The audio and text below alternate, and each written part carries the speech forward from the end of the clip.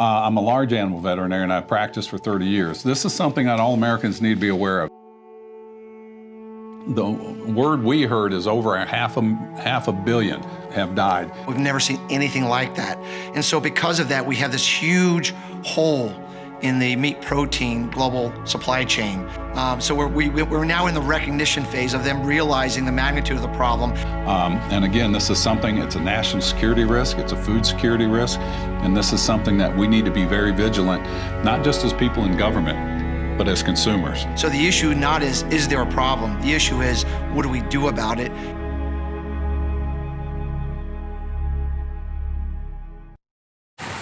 So this year we got to see how fragile our global meat supply is when the pandemic hit and we started seeing the shutdowns of factories because of meat workers getting COVID-19. It wreaked havoc on our food supply system to lose that much meat. But we were already having a problem before the pandemic hit, and I wanted to revisit that problem because it seems to be growing even now, and it seems to still have a threat on at least 75% of our pork population. And that is the African swine fever. As we got into 2018, we started to see African swine fever slowly grow throughout Asia, and by 2019, it massacred the Chinese herd. And China is the largest producer of pork in the world.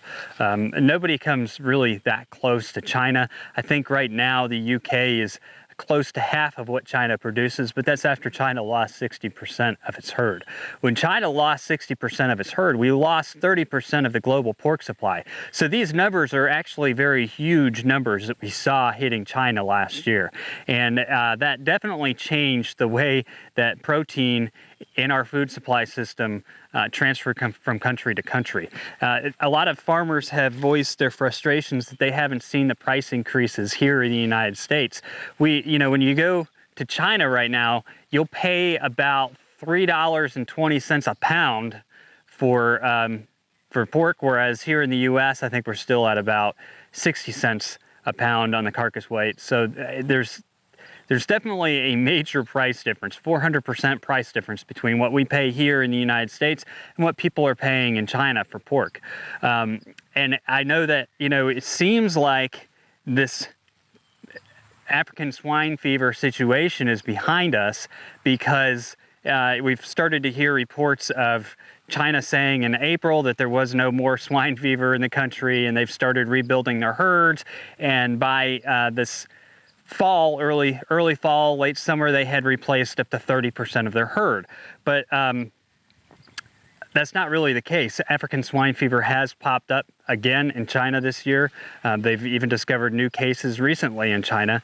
And the other thing that I think we need to think about and look at with this entire situation is, the fact that even though China has replaced 30% of its herd, the quality of the replacement herd is not the same quality as the herd that was there before. So, China has sows, those sows breed offspring. And so, number one, when they've replaced 30% of their herd, they're holding back a lot of the females for reproduction because they're still growing their herd. It takes a significant amount of time to grow a herd. It takes very little time at all to cull a herd.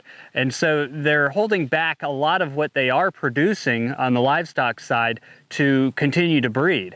Now that breed stock is a three-way cross pig, which is going to actually produce less offspring than what their previous sows produced. I think on average, their litter size is 2 less.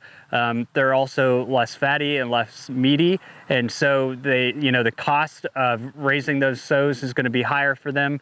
But and again, their production of piglets is going to be significantly less and less meaty. So there's definitely a change in the herd. It's not just about the number of head that you see, but also the quality of the animals being raised and what they're actually being used for. So you've got less quality, less meat being produced from these pigs, and then on top of that, you've got a lot of these pigs being held back for breeding programs. So China hasn't really recovered all that much.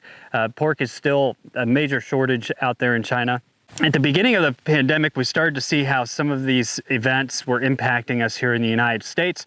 Our meat exports to China shot through the roof because they couldn't get it from anywhere else. You know, China is only buying from the US when they absolutely have to. So when we see these massive grain purchases and stuff, we know that China's in trouble. But we saw a massive amount of meat exports coming from the US during the beginning of the pandemic. In fact, we had increased supply. The amount of meat that we were shipping over to China would have completely offset our meat shortage here in the United States. So there are some people that aren't very pleased with that, especially US consumers. I think this is going to happen again. I think it's going to happen again in the near future. As we've seen the African swine fever spread, we've now seen it spread into Germany. Well, Germany is the largest pork producer in Europe. Europe is the second largest, the UK is the second largest, or the European Union, sorry, you know, it seems like the names are always changing over there. The European Union is the largest producer of pork, second to China in the world, significantly larger than a lot of other countries. So you have this African swine fever that has spread through Germany, spread through Poland, and it's entered into the wild boar population. So the ability to track it and really know where it's going to hit and be able to contain it is becoming very difficult. As we know, wild boar seem to be in a lot of places in the European Union. They can spread very quickly. They're not that easy to track. It's an extremely intelligent animal, and they have a very wide range. You know, here in the US, we also have a wild boar problem. I don't know if you guys have been paying attention to this, but they're calling it the swine bomb. It's coming to the United States. You know, you have these pigs that are doubling their population every year, and you know, they carry all sorts of diseases and stuff. These aren't domesticated animals. In the United States, they were actually brought over by Christopher Columbus, brought over in the 1500s by early settlers. And so they're an invasive species here in the United States, but they have grown dramatically over the years. If you look at their population in the 1980s, and then you look at how it's grown over the years to where we are now, these pig populations are growing massively. And so when you have something like the African swine fever get into that wild boar population, that wild pig population, it becomes very difficult to contain it because it just keeps growing and spreading.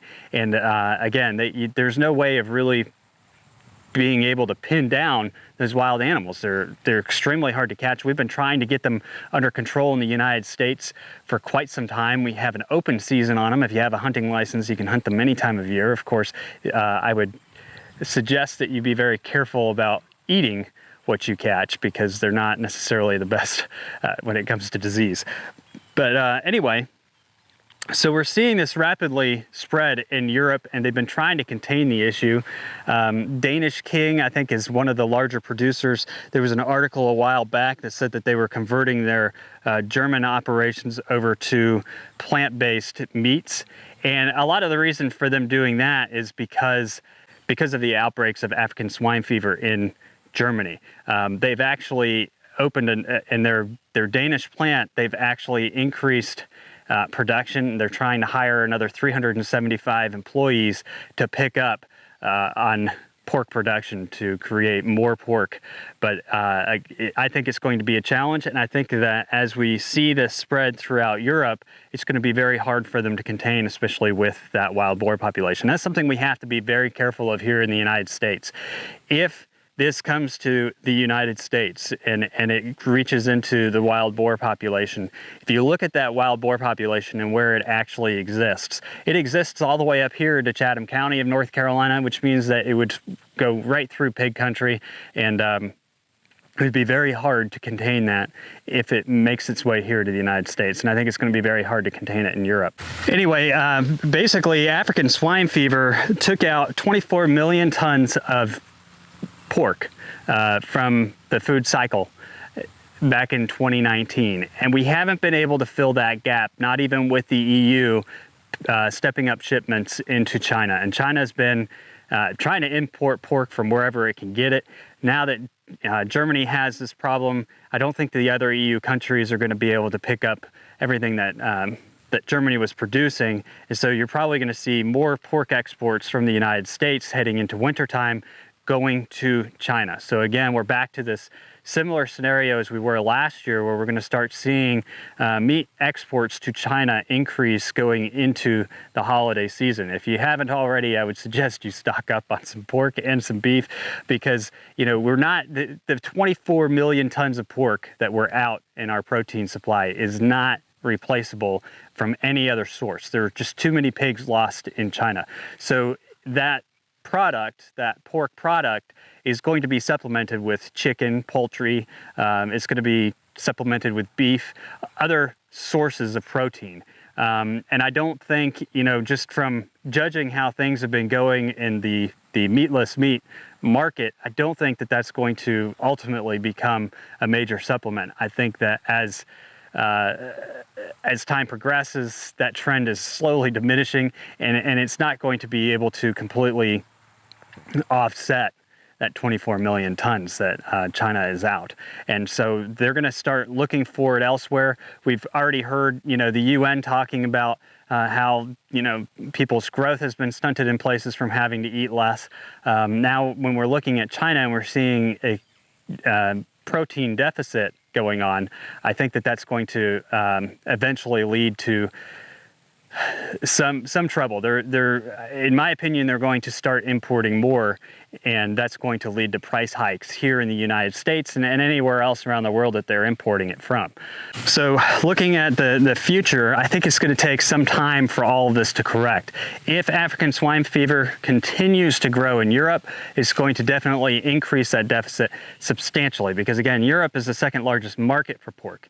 So when we look at our future, one of the things that we need to do is focus more attention on what we can do to build up our small farmers who are also protein producers, and figure out a way to get their products readily available to consumers, because right now they're not readily available to consumers. There's too many laws and restrictions in place keeping a farmer from really taking the food on their farm to the table of the consumer. Unless you're a big feedlot, it's real hard to get into a USDA facility. So these are all things that we have to start thinking about going forward, thinking about as we look into the future. As you guys know, my wife and I started a nonprofit called Meet My Neighbor Productions, Inc., and that nonprofit is focused on telling the stories of America's small farmers, as well as helping promote their businesses. And hopefully in those videos we can share ideas of where they're selling their products, so that you know where you can go to get products from local farmers. That video series is a very important video series because of everything that we have going on in our world right now. If we don't fix our food supply situation, we all might be sitting around eating fake meat, lab-grown meat. So it's these animals, the way that these people take care of their land, the stewardship is all extremely important for our environment as well. So I would encourage you guys to make a donation. Those videos are expensive for us to make. I'll post a link below, but we are definitely entering times of change here, and we need to work together to help spread the word, help people understand what's going on with our food supply, so that we can all work together to correct it and make better choices going into the future.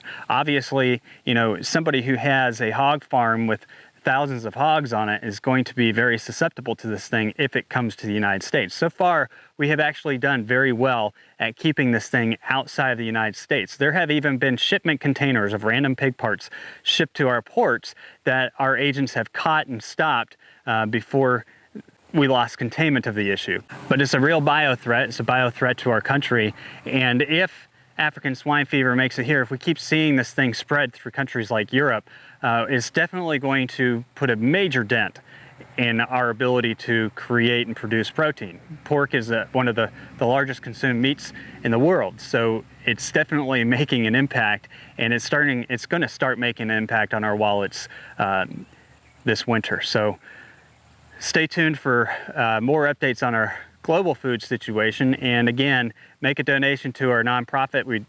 We're really trying to get some production of videos going for you guys, and hopefully, with your donations, we'll be able to speed it up and get a little more educational content out to you on what's actually going on farms and how you can help the small farmer out.